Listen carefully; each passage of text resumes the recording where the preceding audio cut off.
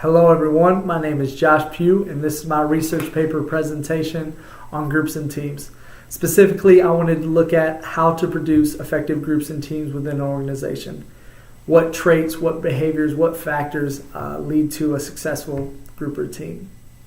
Now growing up, I think groups and teams have been a foundational piece in my life, whether it be through sports, social dynamics, even coming here to Liberty as an undergrad.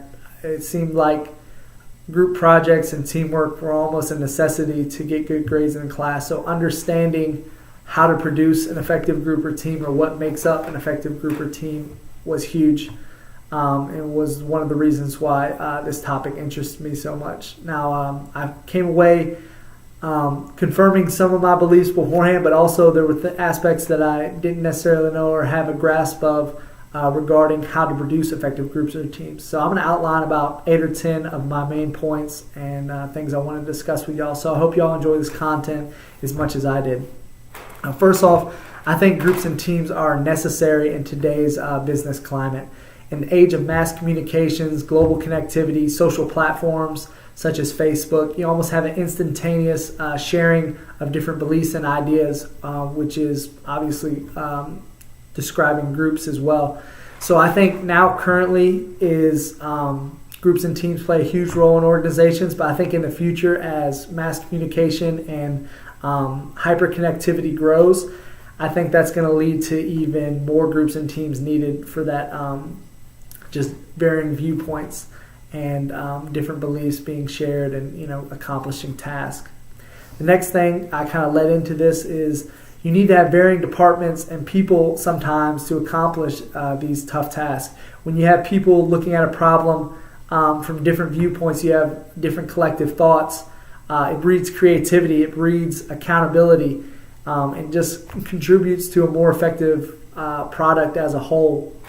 Young-Chu Shin in 2014 looked at about 98 work teams in South Korea and studied how the group effect on team creativity. And it said that the teams and groups with varying entities in different departments within their group contributed to a better product in the end. So having different departments and different viewpoints plays a huge role in producing effective groups and teams. Now, it's not, you shouldn't have people from varying departments in every situation, but some of those tough tasks are definitely needed if you want to be effective. Next, you have to have team efficacy, which is basically your belief in your abilities. T.L. Rapp talked about group confidence and said, basically, if you don't have confidence in your group members in the room to get the task done at a high level, you kind of shot yourself in the foot before you even got through the door. You have to have a belief that we have the people in the room that can get this job done. So that confidence and that belief in your abilities and as well as the team plays a huge role in effectiveness. Group dynamics and person-team fit. Now, we talked about heterogeneous groups, which is just people from differing backgrounds, differing viewpoints. But sometimes person-team fit, you need to have shared perceptions, or that homogeneous group where you have people from similar departments and they have a similar understanding of the task. If you want to get it done quickly and at a high level, you need to have that person-team fit.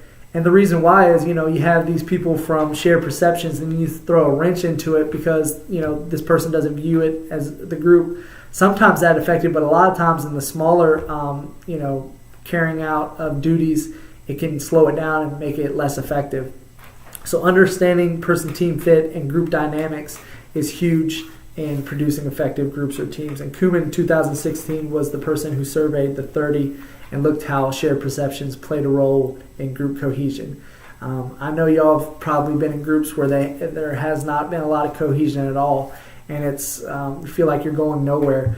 And sometimes that's needed, but a lot of times, if everyday tasks, you need to have that group cohesion and that shared perception on a task and how to get it done.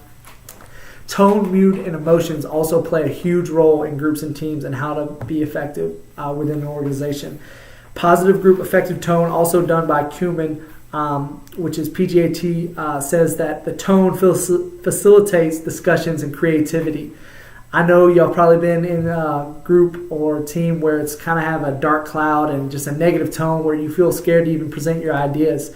So you need to have that positive group effective tone that contributes and facilitates creativity to be most effective. So that tone contributes to the mood, which contributes to the person's and the individual's emotions. Another huge point is that opposing views aren't always wrong. You can look at on Facebook and opposing views and people butting heads, and you feel like nothing's going to happen. It's just people getting presenting their views. They're not going to change their views.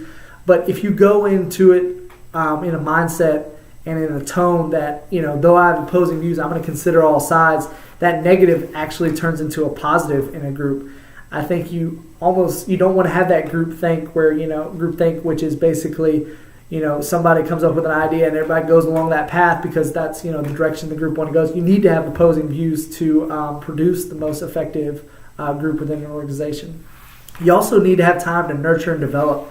Groups need to pass through developmental stages. There's different stages such as coming together, getting to know people, and then there's the brainstorming of the stage of groups and teams, and then there's the who's going to do what and the actual doing of the task within that group. So you have to allow and nurture and develop these in groups and teams to produce the most effective. You can't just throw people in a room and say, okay, get this done, and feel like it's going to get done immediately. You have to have development in that process.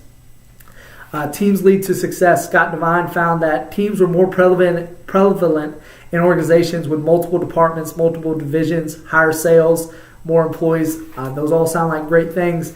And Devine said that teams contributed to that, or that organizations who had teams had these attributes. And organizations such as Facebook, Google, Amazon, they adopted kind of that business format of groups and teams and that collaboration of different ideas, and it's been effective, obviously.